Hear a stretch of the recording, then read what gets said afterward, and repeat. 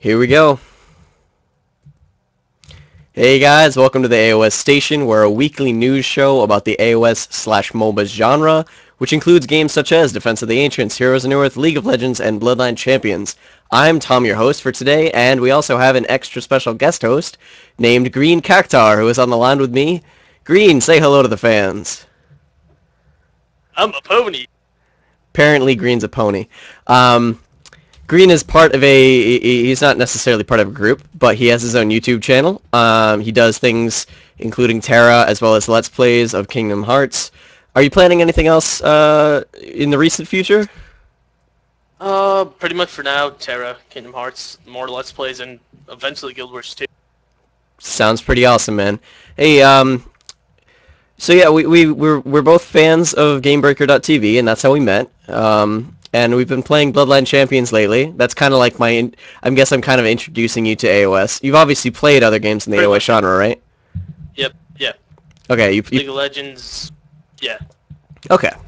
Well, we have you on today for a extra special segment. That's how special it is. But it's an extra segment that we're going to be having. We're adding that to the end of the show. It's a new piece that we're going to be calling the Bloodline Champions Spotlight. What we're going to be doing is, since Bloodline Champions doesn't necessarily get enough love that it deserves, and it doesn't necessarily have as much news every week that the other games do, what we're going to be doing is we're going to be selecting one champion in the the Bloodline Champions roster, and kind of going over what that hero's about, what role they fulfill in a team, how to play them. And we thought that'd be an interesting little addition to the show. Since we're not just a news show, we also discuss things such as strategies, etc., etc. But on that note, let's go into one of our first stories, which is the the Dota 2 news. The hero. Yeah, no. Okay, We're going into we're gonna do the news first. All right.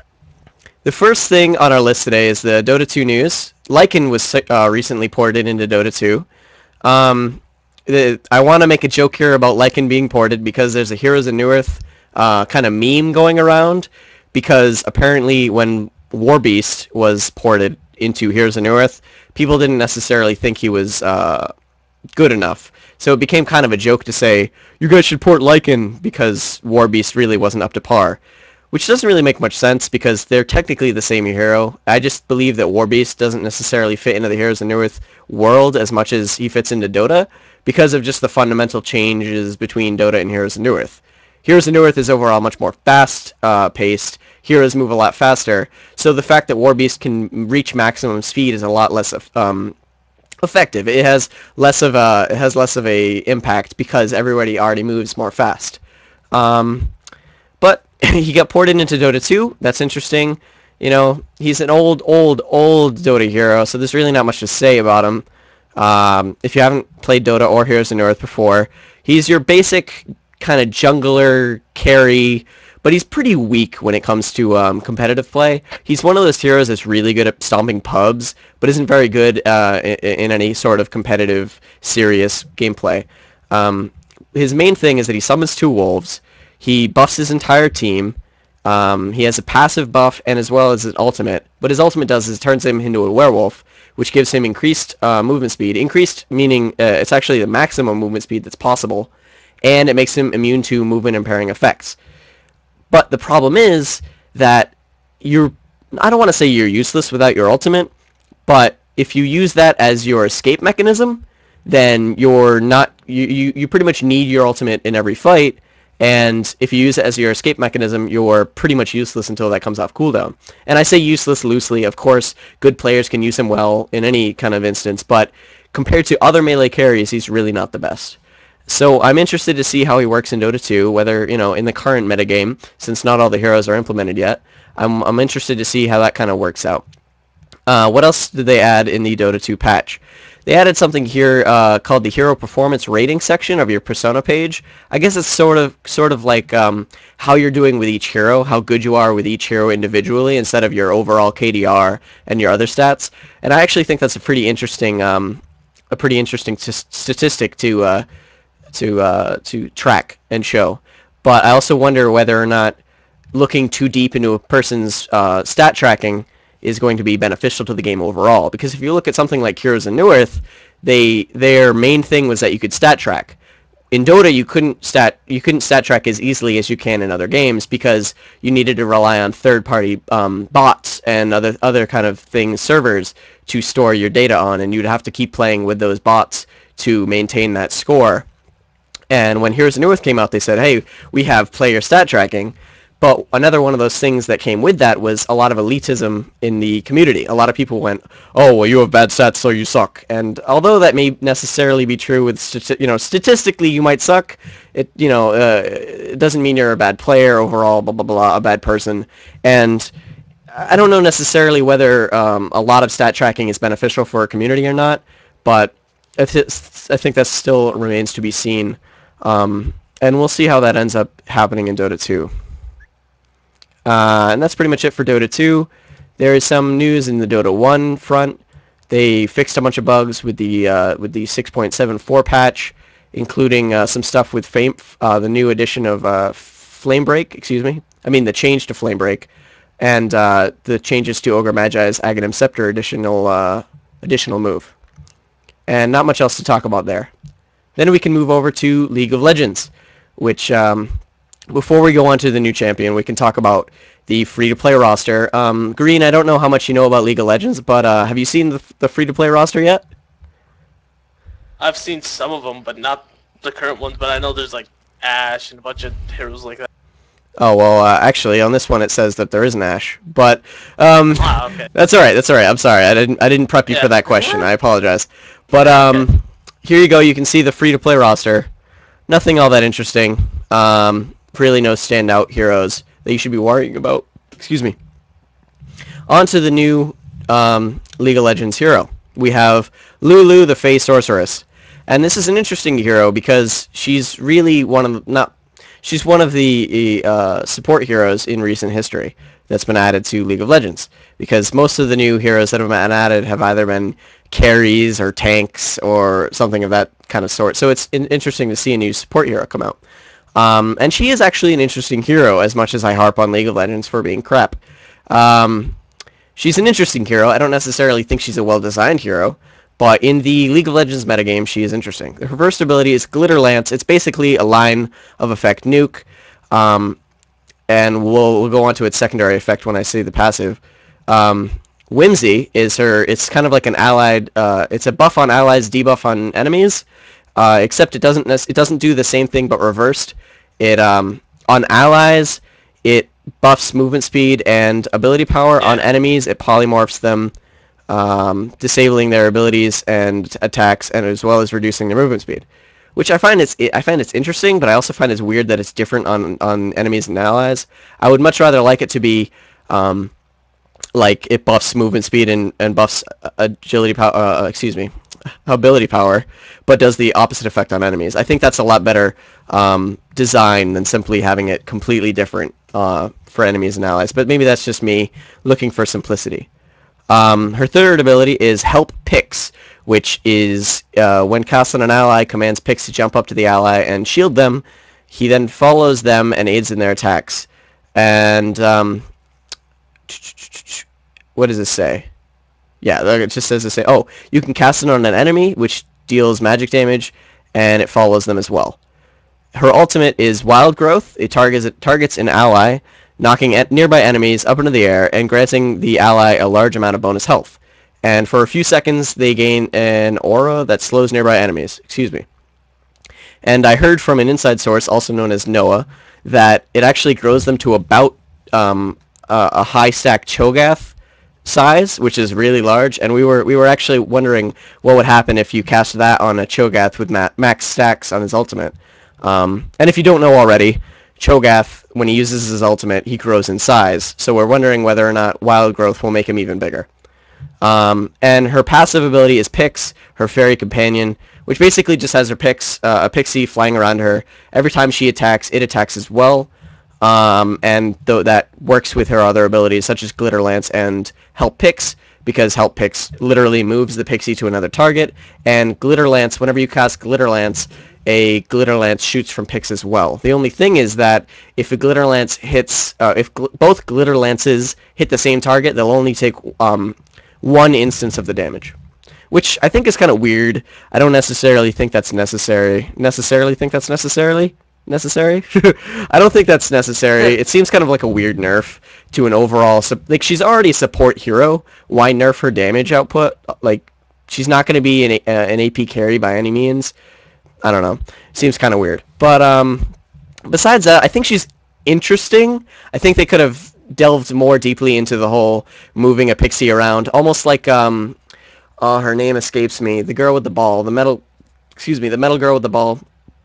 Could do some more with that mechanic, but I think overall she's an interesting hero. I wish that her passive was more interesting. Basically all it does is it allows the pixie to attack when you attack, giving you like a small amount of bonus damage. But, you know, overall she's interesting. I think they could have done better, but I want to see what they'll do in the future, because this is definitely not one of those template, as I like to say, heroes where you give a hero, you know, actually, it kind of is. I often joke about League of Legends giving every hero the same kind of abilities. Every hero has an aim shot, every hero has a shield, every hero has a dash, and every hero has some sort of survival ability. But this hero is a little bit more mixed, even though if you look at it, she has an aim shot, she has a buff, she has a shield, and she has a survival ability. But, you know, it's interesting enough to not seem as stale as some of the other heroes are. But instead of just harping on League of Legends, I think I'm going to go over to Heroes of Newerth. Dun dun dun! There's actually patch notes for Heroes of Newerth. And here you can see the free-to-play roster for this week. The only thing that I find interesting about this is that there's only 3 strength heroes, and one of them is Deadwood. So if you are a public player and you suck, I'd watch out. Because Deadwood is one of those heroes, similar to Lycan, who isn't very good in competitive games, but dominates the public scene heavily. So watch out for him. If you don't know how to counter him, watch out. There's going to be a lot of people playing Deadwood in low MMR matches. And as you might already know, if you go to AoStation.com or follow S2Games on YouTube, they released an alt-avatar for Emerald Warden based around a Velociraptor, pretty much. It's a dinosaur. And when you use your wolf ability, it summons velociraptors. And when you do your plant trap, it's a new trap. And what's his name? His bird. I forget his name of the bird. But it's now a pterodactyl instead of a bird. So it's an interesting alt-avatar. They also added a dinosaur courier to match the theme of dinosaurs for the week. Which I think that's kind of a bizarre theme to put in Heroes of Newerth, but I guess it works. Like, at least they're consistent. Have you seen any of this stuff, Green? Nope. Okay. Well, that's fine. I've only played Bloodline Champions. Oh, okay. Well, if you ever want to see any of this stuff, you can always check out AoStation.com, where we link all of these videos. But that's, instead of just shamelessly plugging myself, here is the actual changes to the patch notes. We have Hellflower, which they are reducing the range of it and increasing the mana cost. I guess this is... I'm sorry guys, I haven't played Heroes of Newerth in a while, but I'm guessing since they're nerfing Hellflower that there, I guess, was abuse of Hellflower in the past. It needs a nerf. I trust the S2 team to a certain extent. I'm gonna add a little addendum to that. To a certain extent. Hellflower is a very powerful ability because it gives that silence as well as that that magic, the damage amplification on the target. So it's pretty much good on everyone. It's especially good on intelligence carries because it gives that intelligence plus the attack speed. If that's still what it does, I hope that's still what it does. Please don't sue me. It's a very powerful ability overall, so I can understand them nerfing it. And for the sheep stick, they are reducing the cooldown, the duration, of the sheep by 1 second, and they're reducing the cooldown of the ability by 5 seconds. So pretty much you're going to use it more often, but it's going to have less of an effect, which I think is kind of a weird nerf plus buff. It's moving numbers around a little bit. I don't necessarily know why, but once again, I trust them with these little things that kind of irrelevant. And I'm gonna get hate mail for saying that it's irrelevant. Trust me, I will. We have Aluna. They changed Aluna a bit. They changed Deja Vu cooldown has been adjusted from 30 to scale down as you level it up, which I think is interesting because Deja Vu is one of those abilities that you might actually not want to get at all. It's a very good escape move, but her other moves just totally dwarf it in comparison. Her power throw move is so powerful, and her stun move is so powerful, and her ultimate are so powerful. Sometimes you see a Luna players not even pick up Deja Vu. I know that when I play a Luna, I don't even choose Deja Vu. Most of the time, I'll choose additional stats over it. But with this change, it makes it a little bit more viable. Emerald Red, which is their ultimate, mana cost has been rebalanced from... it used to go up as you leveled it, and now it's simply at 75, which I think is good, because Emerald Red is actually essential to her playstyle. You literally need it for everything. It's one of those ultimates that buffs all your other abilities, so if you know, it's not like you can go with a fight without using it, really. But lowering its mana cost will make a Luna much more viable and a lot much more easy to play, a lot less tedious, not having to worry about the mana cost as much. Now, this is actually an interesting addition that I linked to Noah when I saw it at first. I was like, what? How is this possible? What are they thinking? Precision on Arachna now gives True Strike to everyone within the aura at level 4. And what True Strike does, if I'm not completely mistaken, which I shouldn't goddamn be, because True Strike was in Dota and I fucking played Dota forever, what True Strike does is it makes it so you can't miss. You have an 100% chance to hit on all attacks, which I find ridiculous on an aura, because that's like you get that on an item. That's actually a bonus from an item that you can get that costs a lot of gold. Getting that from a level 4 aura on a hero like Arachna, Precision, it's not like one of those abilities like a Luna's Deja Vu. Precision isn't one of those abilities that you just don't get. Precision is essential to Arachna's playstyle. You get Precision, so that's just like a solid buff to Arachna. Maybe she needs it, I don't know. When you have other ranged carries like that, like Flint Beastwood, maybe Arachna needs a buff, but I don't know if True Strike is necessarily the best way to go. And actually, another question that was brought up with the conversation between me and Noah was, will this True Strike work on Kongor? Because if you're not familiar with how Kongor and Roshan work, if you're outside of his little inlet cave thing and you attack him, your attacks miss.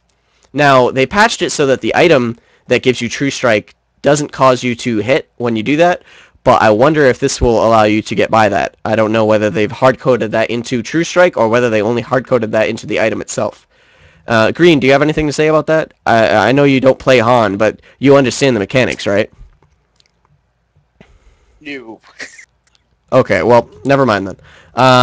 And they changed Berserker a little bit. I'm not familiar with Berserker, so I'm not going to comment on it. And they changed Cthulhuphant, which I find interesting, because Cthulhuphant's one of those heroes that was really, really cool, but you never really saw him except for really fringe strategies, such as the Disham Cthulhuphant build, which was very interesting, but you never really saw him other than that.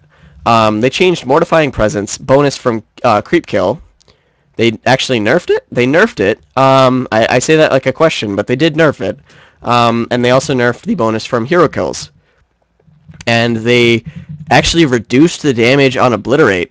Does this mean that they're seeing a lot of Cthulhuphant play? I was not unaware. When Cthulhuphant came out, as I said, you only saw him in really fringe strategies. You saw him with like Disham, with that Disham Cthulhuphant build, but you never really saw him any other time. So maybe he had a resurgence. I don't know. But they nerfed him. So that should be interesting to see how that goes.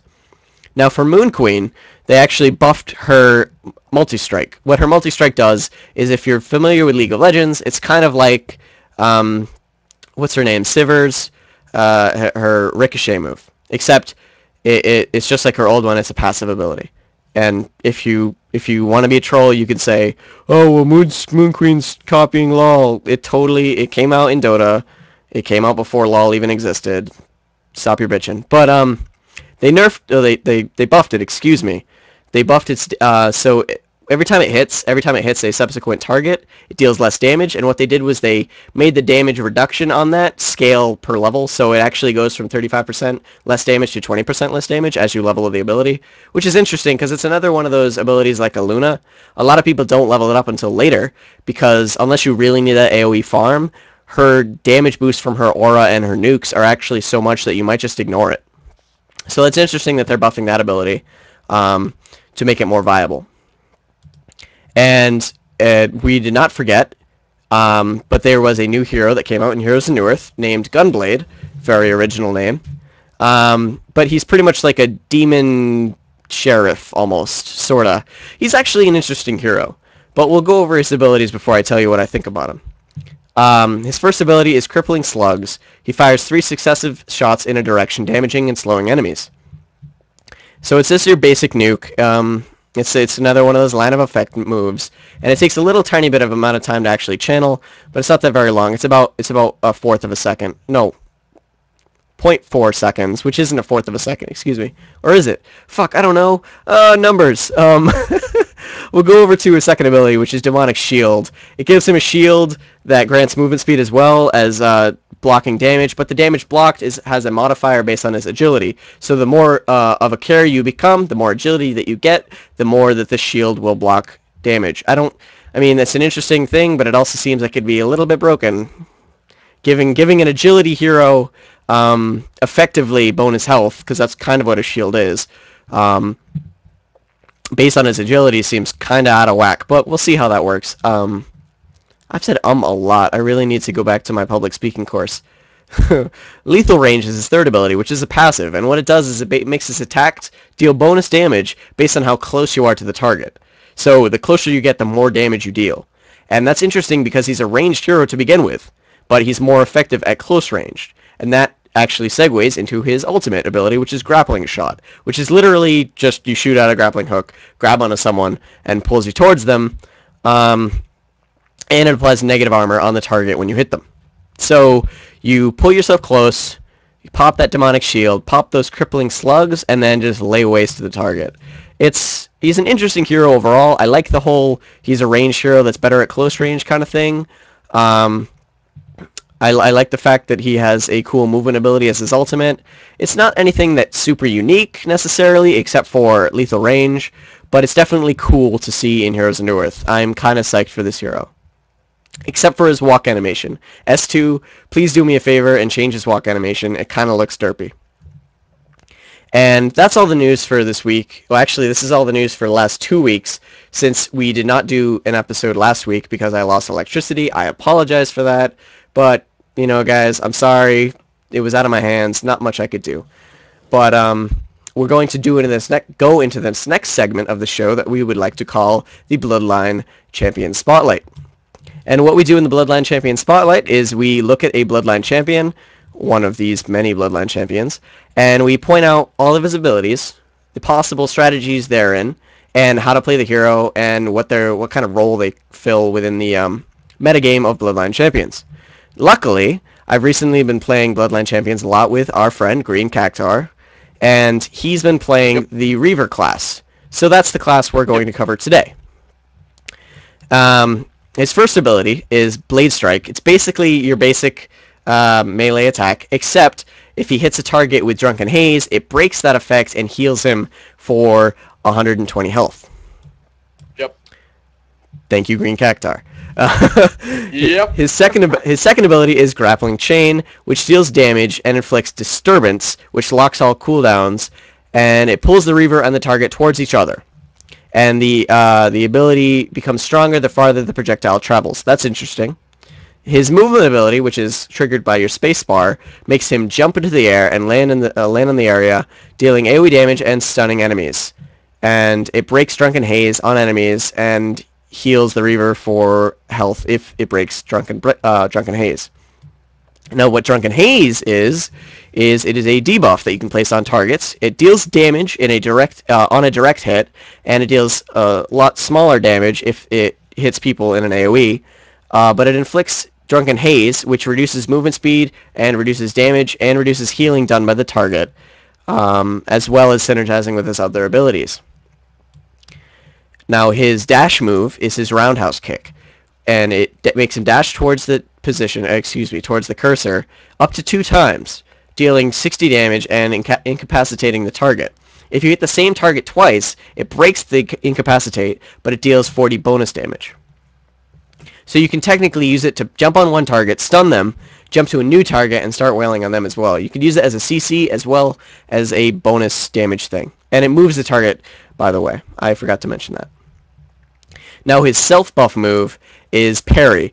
What he does is he channels for a small amount of time, and if he takes any amount of melee or projectile damage, it causes the attack to shatter, reflecting the attack back at the target, dealing 100 damage and incapacitating the target. And that's pretty basic. Pretty much all heroes have some sort of reactionary ability like this.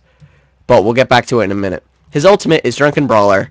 He goes into an intoxicated madness, and it increases his movement speed by 1/3, and reduces his debuff durations on him by 50%, as well as causing him to attack 4 times in a cleave around him, each dealing 200 damage and knocking enemies back. And the Reaver is not immune to incapacitating effects during this, but it won't stop him from doing what he's doing after the incapacity is over. So it won't stop the effect. It'll just stop him from doing that for the duration of the incapacitate. Now, going back to his other abilities, each hero in Bloodline Champions has 2 EX moves. And what EX moves do is they're similar to things like in Street Fighter, where you take a basic move and you buff it by sacrificing some of your energy. And the Reaver's EX moves are Flying Sideways Kick, or Flying Side Kick, excuse me, which is an EX move of Roundhouse Kick. And Flying Side Kick dashes to the target, dealing damage, and inflicts Spell Block. What Spell Block does is it's kind of like a silence. So if you need that extra silence, you can EX Roundhouse Kick to silence the target as well. And this is the interesting one. If you EX Parry, it does a move called Vigilance, excuse me, which heals the target for 100% of the damage done that was blocked.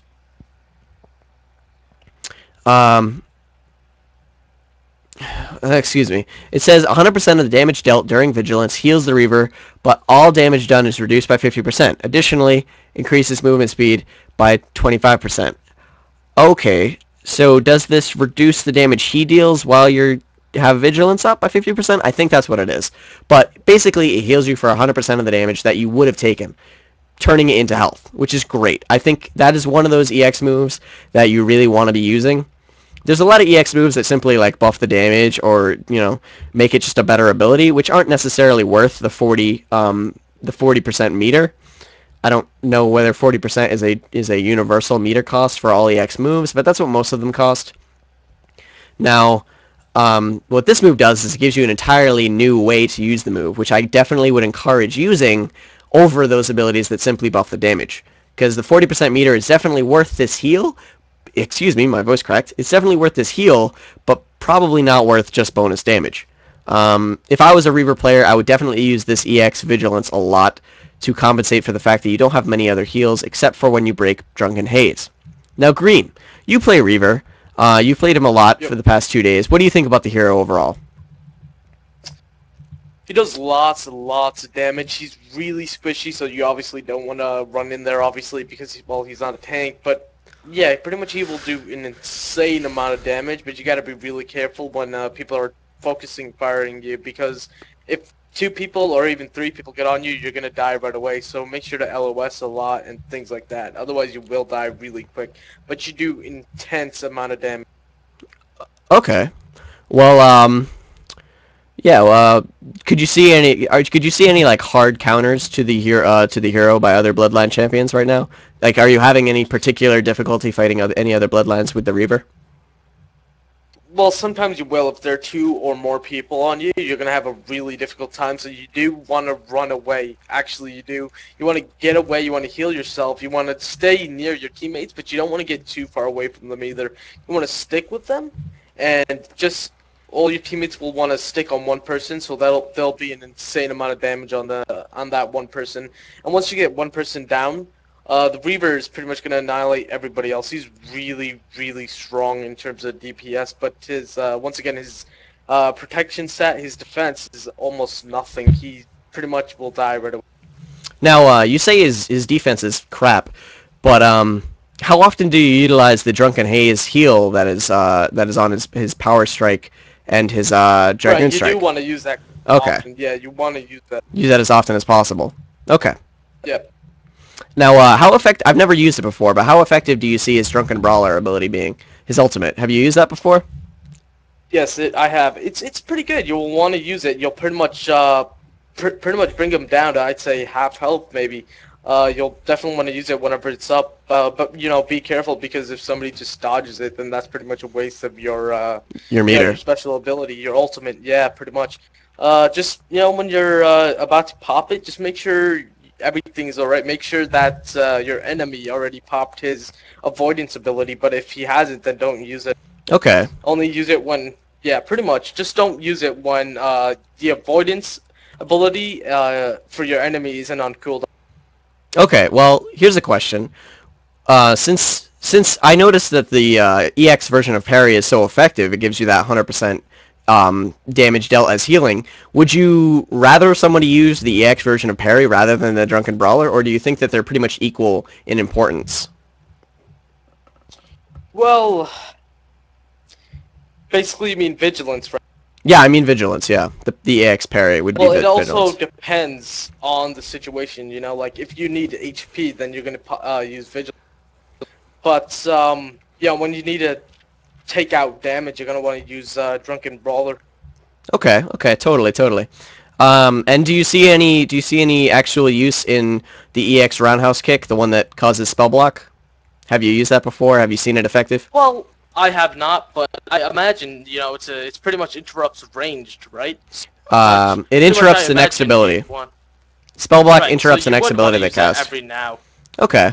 Yeah, you would want to use it every now and then, but yeah, it's all situational based. You're not gonna just pop it, for no reason. You have to look around and see how the fight is going and how it's progressing and such. Yeah. Okay. Well, on that note, how do you feel about Bloodline Champions overall? Since we played that game for about 2 days now. Right. So I actually do lots of arena in World of Warcraft. So yeah, I'm a big arena fan. So I actually do really enjoy the game. I actually really enjoy arena in general because, in my opinion, right now the way PvP is, I think it's the most competitive right now. I think the whole Dota League of Legends style is cool, but I think it's more visually appealing when it's arena because you're getting right into the action. There's none of that boring stuff in the beginning, and it just starts right away, and they're really quick matches. So it's fast, it's quick, and you get into the action right away. Yeah, you definitely don't have to wait for any of that. Like, you wait 5 minutes into a League of Legends, Heroes of Newerth, or Dota game, and you'll pretty much be at your tower when the first wave, hits. There's not going to be much happening. In the first 5 minutes of a Bloodline Champions game, first of all, it'll be over, because matches are only 2 minutes long at maximum. And yeah, pretty much. You'll be on your third match by the time the first wave goes out in any other AOS, pretty much. Yeah. And there are 3 modes in Bloodline Champions. You have the Arena map, the Capture the Flag, and the Capture the Point map. And we've only really been playing Arena. Have you touched any other modes? I've seen them, but I have not touched them. Oh, okay. Pretty much they're captured the nodes. Yeah, they're pretty standard, but I don't think that's necessarily a bad thing. Yeah, it's not. It's easier to pick up. Easier for new players too. Easier to pick up because you see these maps in a bunch of different games. It's not that you're copying it. It's better because this way more players will be attracted. And say, for example, Arathi Basic for WoW. If somebody sees that same mechanic implemented in another game, they'll understand it right away. Yeah. Now, here my question is, how do you feel about the balance of the game overall? Of course, you haven't played every single Bloodline, but you've played against a lot of them. So how do you feel the balance is? Yep. I think it's pretty good. I think generally if people will complain about it, it's generally because they're just the ones who are bad. It's kind of like it's almost like how it is in every MMO. Generally, most classes aren't too overpowered, but every now they will be. Generally, when people complain about overpowered classes, it's generally because they're just not doing the proper abilities or they're not just thinking. For example, if you're using Reaper and you're just gonna charge right into 3 people while your other 2 teammates are all the way in the back at the start, you're gonna get wrecked right away. So you gotta. I think it's pretty balanced right now from what I've seen. I totally agree with you, man. Especially in Bloodline Champions. There are a lot of other games where sometimes a number will actually be just way too high, but in Bloodline Champions, most of the time, if you die to a certain character, you suck. And I'm the perfect example of that, trust me. Because I hate fighting against Psychopomps and I hate fighting against Harbingers, and that's because I don't know how to fight them. I suck against those 2 characters. And I know that people have, can play them well, and I know people can play them badly. Trust me, I play them badly. So I know they're not like OP or anything. If I can pick up a champion that I don't know how to play and own, then they're probably OP. I really haven't found that to be the case with any of the Bloodline champions. Well, yeah, I mean, I really dig the game. I played Dota and Heroes of Newerth and LoL for so long. They're getting a little tired, a little stale by now, since it's all kind of the same formula. And Bloodline Champions is definitely an interesting game to look at. It's free to play on Steam if you want to go check that out. There's really no other reason why you wouldn't play it, or at least try it, because it's free. It's free to play on Steam. Go download it. Check it out, because it's one of my favorite AOS at the moment. And you might as well. I mean, it's free to play. There's no reason not to try it out, right? Yeah, really, man. It's something different. It's something different and nice to see. It's definitely really different, but it's also similar enough that you won't really feel alienated by the concept of the game. People that have played Dota and Heroes of Newerth and LoL will feel comfortable in this game, even though it's different. What I also find interesting is that it's so similar to World of Warcraft Arena that it might pull in other people from that as well. Yeah, that's why I'm so attracted to it, because I do really enjoy Arena from WoW, and it's pretty much exactly the same thing. Arena and WoW arena matches may take a little bit longer in WoW, but it's pretty much the same thing all around. Mm-hmm. Just that matches are a bit quicker in this game, which isn't a bad thing. It's actually a good thing, Yeah, I do. And on that note, that's pretty much our show, guys. But I wanted to show you our website, if you aren't familiar. We have a website, AoStation.com, which is our blog. If you know anything about the fighting game community, I kind of modeled it after the Shuriken.com website. I post articles that I write. I post interesting, relevant videos, such as Dota top 10s, that kind of stuff. I don't make these videos, but they are videos from the community, and some of them are informative, some of them are funny, some of them are cool. Check it out. Support the community, because that's really what we're all about. We're all about just getting all of our communities from all these different games all together. There's no reason to hate each other's games just because they're different. In fact, most of them are pretty goddamn similar, so you shouldn't be hating on each other's games. Even though I do talk a lot of trash, I don't want any game to fail by any means. I talk a lot of trash because I want to see games evolve. I want to see games change for the better. So if you play League of Legends, I don't think you should stop playing by any means. And that goes for all the other games as well. But yeah, this is our website, AOSstation.com. You can check our YouTube page at youtube.com/user/theAOSstation. You can watch us live every Monday at 10 p.m. Eastern Standard Time at twitch.tv/theAOSstation. If you have any questions for the show, actually, wait a second. We have one question for the show, which you guys can see on stream right here in the stream chat. The question is by Santa.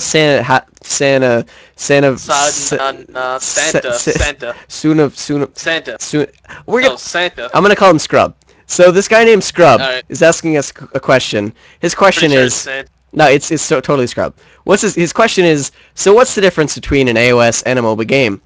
Now, if you had gone to my website, AOSstation.com, you would know because you would check my article about it. But I'll spare you that time, and I will just tell you in a few seconds. There is no difference between an AOS game and a MOBA game. They are exactly the same thing. The only difference being their name. AOS stands for Aeon of Strife, which is the original name of the genre.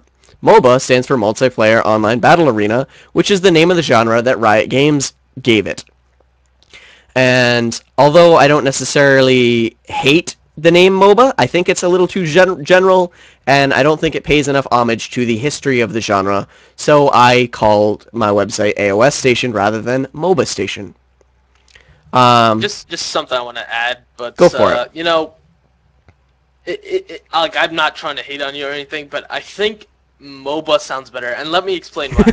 Why I think that. Let me explain why. Go on. Right, so Aeon of Strife. Yes. Aeon of Strife.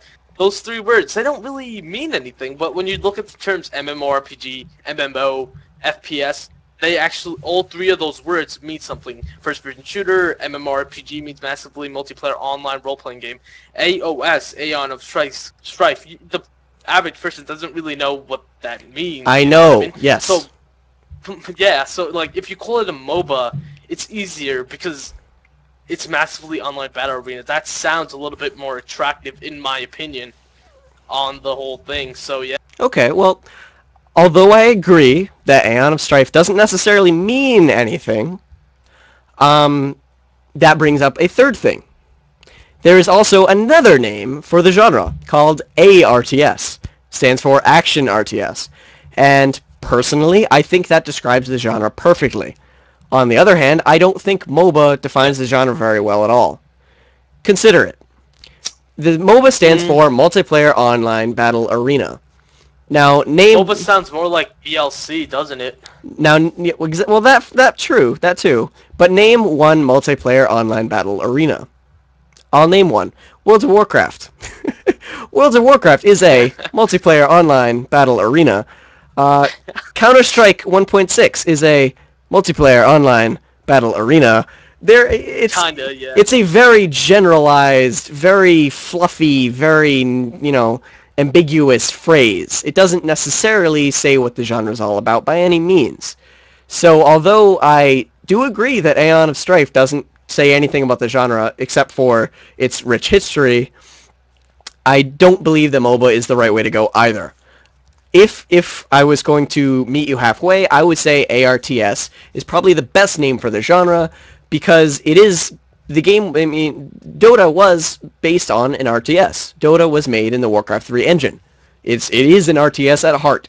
But what really separates it is that it's very action based. It's very quick. It's very you only control most of the time one character.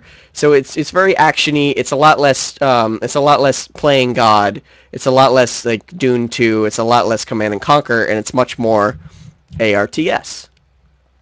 So if I was to meet you halfway, I would call it ARTS. No, go for it. Yeah, ARTS probably sounds best.